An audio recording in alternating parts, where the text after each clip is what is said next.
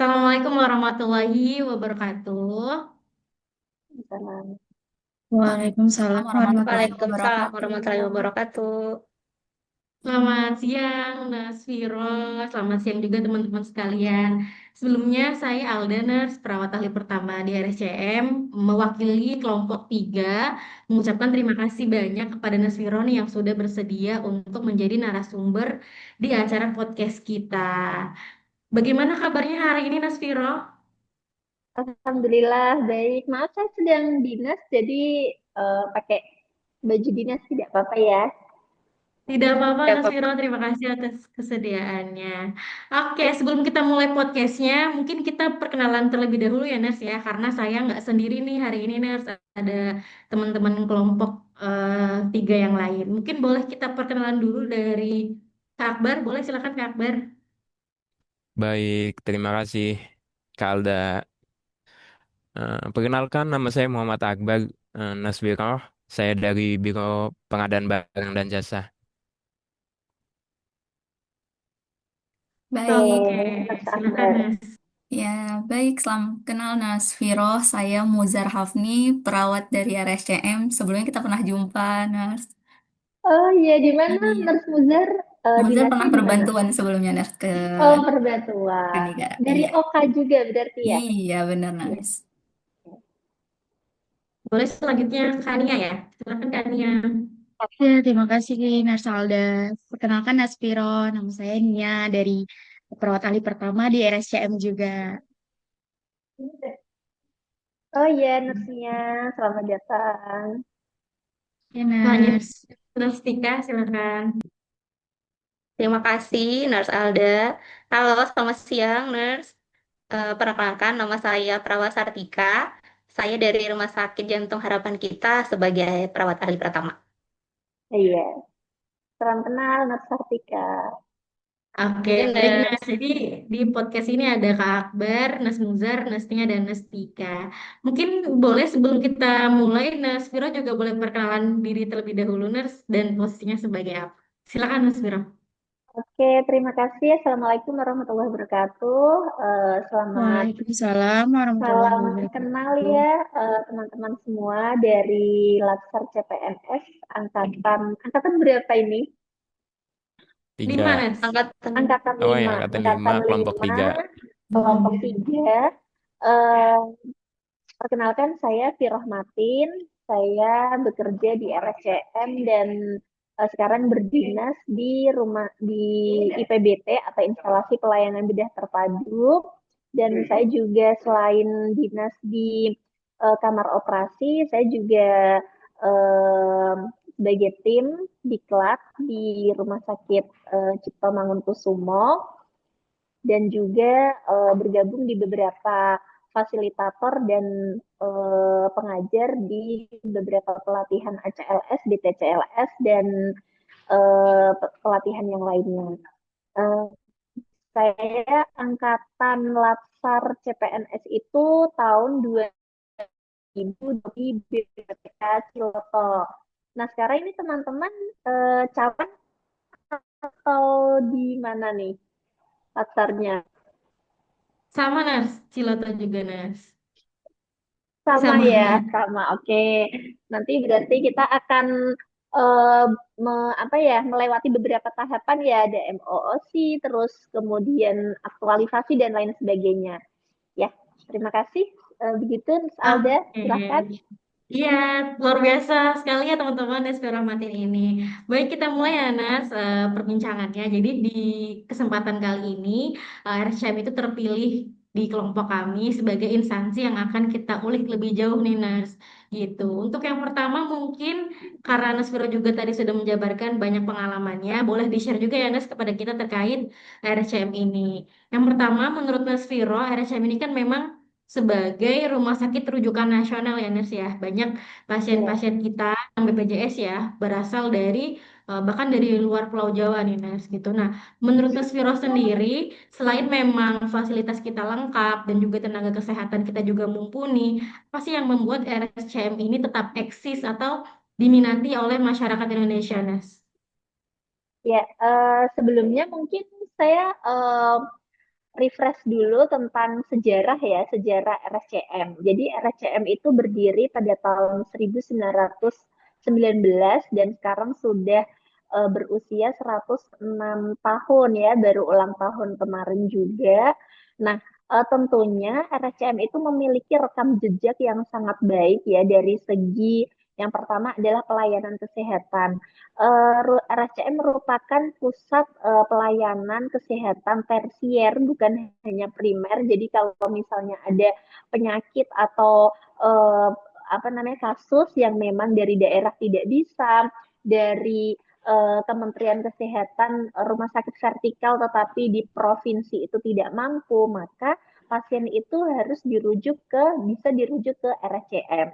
Itu yang pertama. Kemudian yang kedua, selain menjadi pusat pelayanan kesehatan, RSCM merupakan pusat juga penelitian dan juga pendidikan, yang mana di sini berbagai macam penelitian dari mulai keperawatan, kedokteran, gizi, kemudian berbagai macam provinsi itu pusatnya adalah di RSCM. Nah, kemudian yang ketiga adalah pusat pelatihan ya. Di sini pusat pelatihannya sudah terintegrasi, yaitu dari mulai anak, dari mulai onkologi, bedah saraf, dan lain sebagainya. Itu merupakan layanan-layanan unggulan pusat pelatihan, pelayanan, dan juga pendidikan di Rumah Sakit Cipto Mangunkusumo. Kemudian selain itu, RSCM juga memiliki beberapa macam layanan unggulan ya. Layanan unggulan di sini selain misalnya kasus-kasus kompleks, dia juga memiliki layanan transplantasi. Transplantasi kalau di rumah sakit lain vertikal mungkin hanya terbatas transplantasi ginjal gitu ya. Kalau di RSCM punya transplantasi ginjal, transplantasi hepar, transplantasi kornea, ya, dan nanti juga insya Allah akan ada transplantasi uterus, tetapi itu lagi digodok, lagi direncanakan tim apa namanya objinnya. Nah, kemudian RSCM selain dari segi pelayanan tersebut juga memiliki rasa kemanusiaan yang tinggi. Jadi dia tidak hanya melayani pasien-pasien yang swasta aja, tetapi juga BPJS dan lain sebagainya. Ya, dan di sini termasuk dari segi BPJS atau ketenagaan kerja, dari segi asuransi itu sangat dimudahkan. Ya, ada pasien misalnya belum ada surat rujukannya nih, tetapi pasien tersebut sudah butuh layanan, misalnya dia stroke iskemik atau misalnya pasiennya dengan STEMI ya, itu pasti akan diterima, dilayani gitu. Jadi yang pertama kali yang penting kepercayaan masyarakat itu ada di rumah sakit Mangunkusumo, seperti itu, Mas Alda. Oke, luar biasa Nas Viro. Terima kasih atas penjelasan sejarahnya. Kita jadi lebih tahu nih Nas. Mungkin boleh kita next ke pertanyaan berikutnya. Silakan mungkin dari Nas Muzar. Baik, terima kasih Narsalda. Wah, luar biasa ya Nasviro ya ternyata sejarah dan layanan yang ditawarkan oleh RSCM itu sendiri ya. Nah, jadi menarik ya. Maksudnya kita harus tahu juga nih di tengah perubahan zaman yang dan ekspektasi publik yang makin tinggi ya Ners ya dengan layanan-layanan yang ditawarkan tadi, tapi publik ini punya ekspektasi yang lebih tinggi sekarang karena banyaknya uh, perubahan-perubahan dari sistem, kemudian dari mulai uh, apa seperti alat yang makin canggih mungkin. Nah, yang menjadi tantangan terbesar nih untuk Rumah Sakit Cipto Mangunkusumo dalam menghadapi perubahan zaman itu gimana ya, Ners ya? Nah, ya, kalau bicara tentang tantangan ya, tantangan itu sebenarnya sangat banyak ya, karena memang di era digital ini juga semakin menuntut kita untuk bisa mengikuti atau beradaptasi dengan peningkatan zaman tersebut. Nah, kalau di RSCM sendiri, tantangan yang paling besar adalah yang pertama, semakin meningkatnya beban pelayanan, tetapi juga harus diimbangi dengan peningkatan mutu. Artinya pasien semakin hari semakin waktu ya, semakin meningkatnya waktu itu semakin banyak ya, semakin banyak. Dulu RSCM itu bednya itu hanya ribuan. Saya hanya ribuan, tetapi sekarang kamar operasinya nambah, kemudian bed ruang tindakan nambah, kemudian ruang rawat inap juga nambah, otomatis kita dituntut untuk meningkatkan pelayanan, tetapi juga meningkatkan mutu. Jadi walaupun kuantitasnya bertambah, tetapi itu tidak boleh mengurangi kualitas mutu kita terhadap pelayanan. Misalnya kalau dulu perawat 1:2. Nah, sekarang dituntut untuk 1 perawat 3 pasien misalnya. Nah, itu walaupun dengan kondisi seperti itu, komunikasi kita tidak boleh tidak boleh berkurang gitu. Kita juga harus tetap menggunakan komunikasi yang efektif, kemudian meningkatkan pasien safety yang bagus. Nah, kemudian yang paling penting adalah kemampuan kita menggunakan alat-alat. Misalnya seperti di RSCM Kencana, itu kan ada robotik seperti itu ya. Kemudian di Kandigara juga ada transplantasi hepar misalnya. Itu butuh keahlian khusus gitu. Perawatnya juga harus dilatih nih supaya bisa mengikuti itu, bisa operasi alat, kemudian bisa melakukan asuhan keperawatan dari mulai pra sampai pos itu seperti apa. Kemudian ketika uh, pelayanan itu semakin tinggi, masyarakat ekspektasinya tinggi gitu ya, wah RSCM nih rujukan nasional gitu. Nah, otomatis itu juga menjadi tantangan tersendiri bagi kita, ya khususnya perawat ya, karena perawat memang garda terdepan dan jumlahnya paling banyak. Jadi kita juga harus dituntut bisa gitu. Kadang kalau kita ketemu nanti mungkin teman-teman semua kalau ketemu teman-teman yang lain gitu ya, misalnya ada studi banding atau misalnya pelatihan di luar gitu, pasti mereka akan ekspektasinya tuh wah RSCM nih rujukan nasional pertama gitu. Mereka pasti akan mengira kalau kita itu memang kualitasnya bagus, terus kemudian lebih tahu gitu, lebih tahu dari segalanya. Nah, itu juga tantangan bagi kita karena kan kita semakin hari juga harus semakin belajar ya, nggak cuma stuck itu aja gitu. Misalnya dulu waktu kuliah kita tidak diajari tentang transplantasi ginjal itu seperti apa sih. Nah, di sini kita diberi tantangan untuk bisa melakukan asuhan keperawatan transplantasi ginjal. Itu pun juga di ICU misalnya.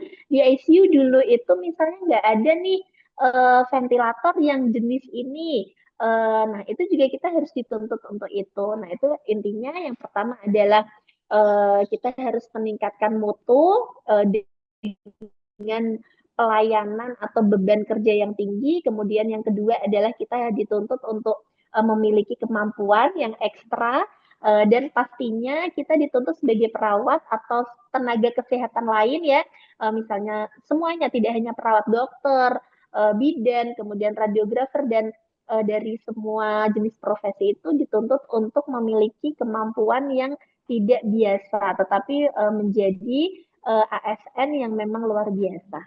Seperti itu, Mas Muzar. Baik, terima kasih Nasviroh penjelasannya luar biasa ya. Berarti menjadi ASN itu punya tantangan sendiri, apalagi ini di era yang banyak perubahannya di segi teknologi ya Nas ya. Terima kasih Nas. Baik Nas Alda. Oke, baik luar biasa jawabannya Mas Viro. Kita lanjut, masih ada 3 pertanyaan lagi. Mungkin selanjutnya dari Kak Nia, ya silakan Mas Nia. Iya, baik kepada Nurse Alda. Wah, luar biasa banget ya Nurse tadi terkait tantangan dan juga semua kelebihan-kelebihan dari RSCM nih yang udah Nurse jelaskan gitu. Nah, untuk menghadapi tantangan-tantangan tadi kan pasti ada nih yang namanya nilai-nilai budaya, budaya kerja apa kira-kira Nurse yang sangat dijaga gitu di RSCM sehingga RSCM itu bisa menghadapi tantangan-tantangan masa kini, Nurse. Oke, kalau untuk budaya kerja RSCM yang paling diagungkan atau yang paling dijaga di RSCM adalah yang pertama pastinya nilai profesional ya. Nilai profesional artinya kita harus melakukan tindakan itu sesuai dengan profesi kita. Misalnya sebagai dokter, dia berarti melakukan kuratif, upaya kuratif dan juga untuk pasien safety juga. Kemudian untuk perawat juga melakukan asuhan keperawatan sesuai dengan kompetensinya. Nah, kemudian kalau misalnya ada ahli gizi, kalau di sini perawat semua atau ada profesi lain? Kak Akbar dari Biro PBJ Nurse, sisanya perawat. Dari mana, Mas Akbar? Mas Akbar? Saya dari Biro Pengadaan Barang Jasa, Nurse. Oh Sebagai iya, nah pengelola, misalnya hmm, pengadaan barang dan jasa, pengelola ya, Mas Akbar. Nah itu juga dituntut untuk gimana sih cara mengelola ini gimana, terus barang dan jasanya itu seperti apa. Kemudian inovasi-inovasi yang nantinya, nah ini kan ASN muda ya, seharusnya nanti juga akan menciptakan inovasi nih. Jadi pengadaan barang dan jasa itu supaya tidak delay, itu gimana? Kemudian supaya kualitasnya bagus, itu seperti apa? Nah, itu kita harus melakukan secara profesional. Nah, itu yang pertama. Kemudian yang kedua adalah integritas ya.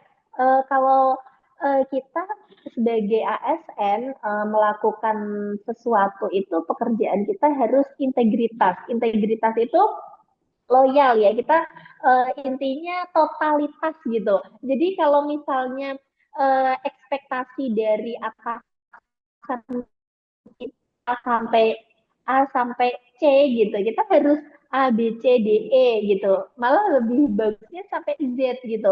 Kalau misalnya di ruangan tersebut targetnya kita melakukan apa namanya pelayanan misalnya 10 pasien misalnya. Nah, kalau bisa kita lebih gitu. Jadi intinya ekspektasi dari atasan itu kita lebih sesuai dengan lebih dari harapan atasan kita seperti itu. Itu yang paling penting. Kemudian yang ketiga adalah kerjasama tim ya, kolaborasi. Kolaborasi misalnya misalnya kalau di kamar operasi, kolaborasi pengadaan barang nih, oh ternyata pasien ini butuh mikroskop gitu. Kita harus gimana caranya supaya mikroskop itu ada gitu, karena itu memang dibutuhkan. Nah, atau misalnya BMHP gitu ya, dirawat inap misalnya. Dirawat inap itu butuh apa sih? Itu juga harus kita apa namanya laksanakan gitu. Jadi apapun itu yang penting adalah nilai profesionalitas, integritas dan juga kerjasama. Apalagi kita bekerja di layanan kesehatan ataupun di layanan apapun itu adalah kita bekerja sama dengan profesi lain harus punya komunikasi yang bagus. Seperti itu. Wah, sangat luar biasa ya, Nars. Ternyata banyak nilai-nilai budaya kerja nih di RSCM. Nah, budaya kerja bagi kita sebagai ASN itu juga sangat penting gitu kan, karena emang sebagai pedoman gitu kan, Nars, biar kita bisa bersikap, berperilaku, berpikir dan bisa bekerja dengan baik. Apalagi kita bekerja itu melayani publik gitu, Nars. Terima kasih mungkin saya kembalikan kepada Nars Alda. Oke, baik, luar biasa. Ya, Masih ada sama-sama Mas dua Nia. penanya lagi, Ners. Mungkin silakan selanjutnya dari Kak Akbar. Silakan Kak Akbar. baik, next Alda, terima kasih. Hmm, Melanjutkan pertanyaan Nes Murjari tadi, terkait tadi sudah menjawab tantangan lewat peningkatan pelayanan dan mutu ya, Nes Viro. Nah, sekarang gimana sih strategi RSCM supaya tetap jadi pilihan utama masyarakat dan tetap relevan dengan kebutuhan zaman sekarang, gitu, Nes? Oke, terima kasih Mas Akbar pertanyaannya. Gimana ya caranya supaya RSCM itu tetap eksis gitu ya? Nah, caranya adalah yang pertama pastinya akan secara inovatif mengembangkan pelayanan ya. Pelayanan itu bukan hanya pelayanan dari segi pasiennya, bukan cuma dari segi SDM-nya, tetapi juga alat-alatnya. Kalau misalnya nggak ada berarti sekarang bisa tuh robotik, misalnya pasien mau operasi urodinamik gitu. Kalau dulu operatornya satu misalnya, operatornya harus dua, harus ada asisten. Nah, sekarang dengan robotik itu bisa mengefisiensi operatornya. Kemudian yang kedua, kita harus melakukan pelayanan tersebut sesuai dengan evidence base ya.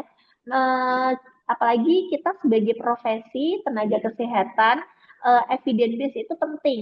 Kalau dulu misalnya pasien dengan nyeri post operasi misalnya, dulu harus dikasih opioid nih, wajib dikasih opioid, obat opioid. Nah, kalau sekarang dari berdasarkan evidence base itu tidak bagus gitu. Opioid itu tidak bagus, harusnya dilakukan blok atau misalnya dilakukan epidural supaya mengurangi opioidnya.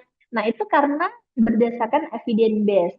Nah, itu sangat penting sekali. Apalagi kalau rumah sakit RSCM ini kan pusat penelitian ya, pusat edukasi juga, pendidikan, yang pastinya evidence base itu sangat penting. Kemudian yang ketiga adalah yang pastinya dari segi SDM harus mengembangkan inovasi yang terus-menerus, tidak hanya stuck di situ saja gitu.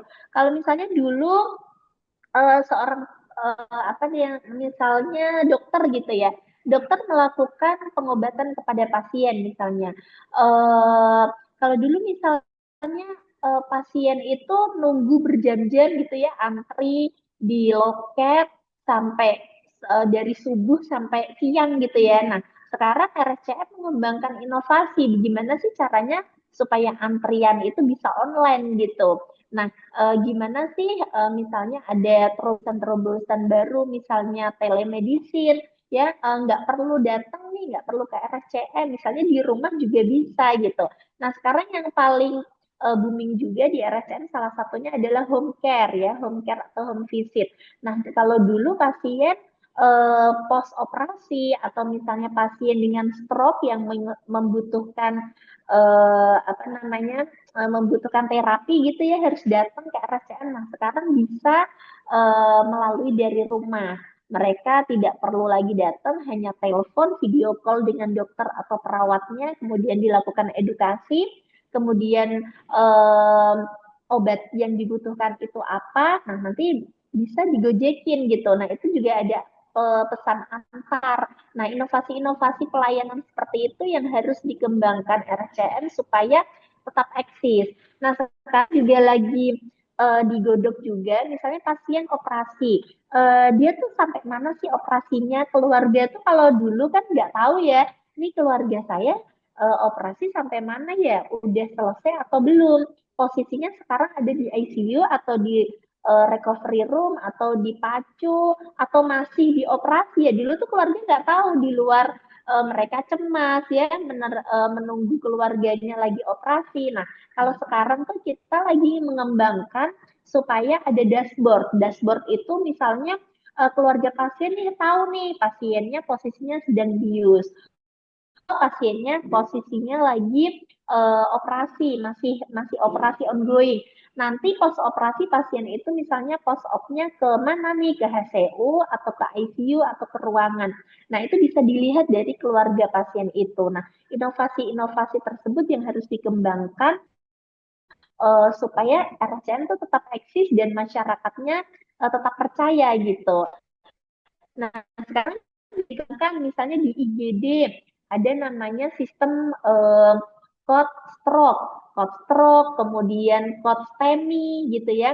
Jadi mereka punya batas waktu nih, misalnya kalau code STEMI itu tidak boleh lebih dari 30 menit penanganannya. Jadi pada saat itu DPJP harus datang, perawat juga harus melakukan triase dengan tepat waktu.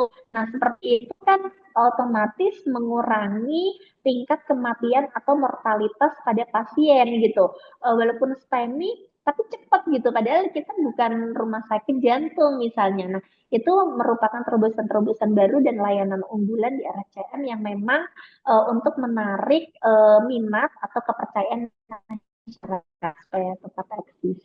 Seperti itu, Mas Akbar. Wah, terima kasih penjelasannya, Nasviro. Menambah pengetahuan saya yang sebagai non-nakes ini.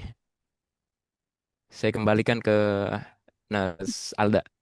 Baik, terima kasih banyak Kak Akbar. Pertanyaan terakhir ya Kak Viro ya, walaupun tadi jawabannya sangat kompleks ya, bahkan sudah menyinggung atau menjawab segala sisi dan semakin menambah pengetahuan kita tentang RCM. Mungkin boleh yang terakhir dari Nas Sartika, silakan Nas. Oke, terima kasih Nurse Alda.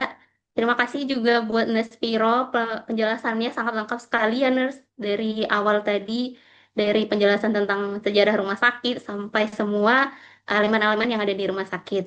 Nah, Nurse, untuk pertanyaan saya, mengingat rumah sakit RCM kan rumah sakit rujukan ya nurse dari segala daerah kayak gitu. Terus kemungkinan adanya komplain kan pasti sangat tinggi nurse di rumah sakit karena saking banyaknya orang yang berobat dengan penyakit yang berbeda begitu nurse. Nah, menurut nurse Piroh sendiri, bagaimana manajemen komplain yang dilakukan di rumah sakit nurse sehingga kepercayaan masyarakat itu tetap tinggi terhadap rumah sakit RCM nurse? Terima kasih. Iya, terima kasih Nurse Sartika. Nurse Sartika perawat ya? Iya. Oh, Perawat oke. nurse, iya. Komplain kalau bicara ah, apa tenaga tenaga apa Nurse Sartika? Maaf. Perawat nurse di ruang ICU nurse. Oh iya, oke. Ya, terima kasih pertanyaannya. Kalau untuk komplain, RSCM itu ada beberapa macam strategi. Yang pastinya, yang pertama adalah adanya sistem kepuasan pelanggan ya. Itu bisa diisi secara manual, bisa juga diisi dengan link atau barcode, scan barcode. Nah, itu juga semua unit itu sudah tersedia dari mulai rawat jalan, kemudian rawat inap, kemudian kamar operasi, ICU, HCU, dan lain sebagainya. Itu ada wadah atau tempat memang untuk menampung berbagai macam keluhan dari pasien, baik pasiennya itu sendiri ataupun keluarganya. Nah, kemudian dari sistem kepuasan pelanggan tersebut, otomatis kan ada komplain ya, berbagai macam komplain ataupun masukan ataupun saran. Nah, dari itu dikelola oleh yang namanya tim pengendalian mutu.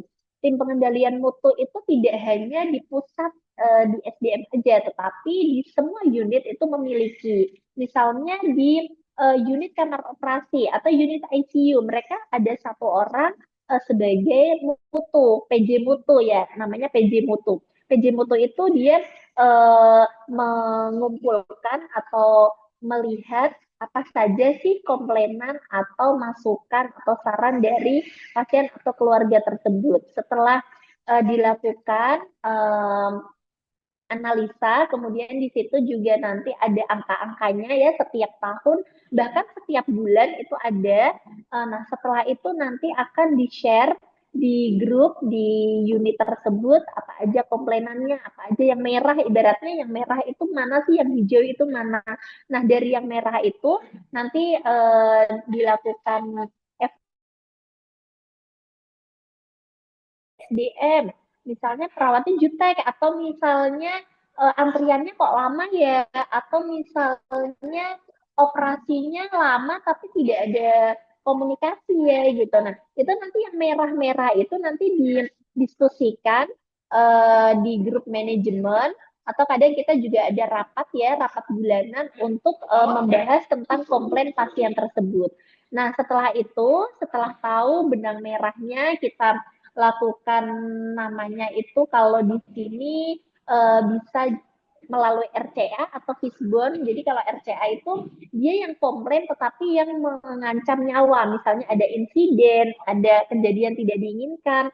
Nah, itu kita melakukan RCA. RCA itu apa? RCA itu kita cari benang merahnya itu seperti apa. Itu kalau ada insiden. Tetapi kalau non insiden misalnya kayak AC-nya tidak nyala atau misalnya apa namanya eh, lantainya kotor atau kamar mandinya kotor, intinya yang tidak berhubungan dengan keselamatan pasien itu kita hanya rapat dengan tim terkait, misalnya dengan teknik atau fasmed atau misalnya unit penunjang medis. Nah, itu kita komunikasi dengan mereka. Tetapi kalau yang berhubungan dengan insiden, insiden pasien misalnya pasiennya identitasnya tertukar nih, tapi alhamdulillah nggak sampai segitunya ya. Atau misalnya ada pasien yang apa namanya pot blue yang seharusnya dia asal satu pasiennya aman nih, pasien mau operasi dia sadar, dia kompos mentis, tapi ternyata code blue nih tiba-tiba. Nah, itu kan sebenarnya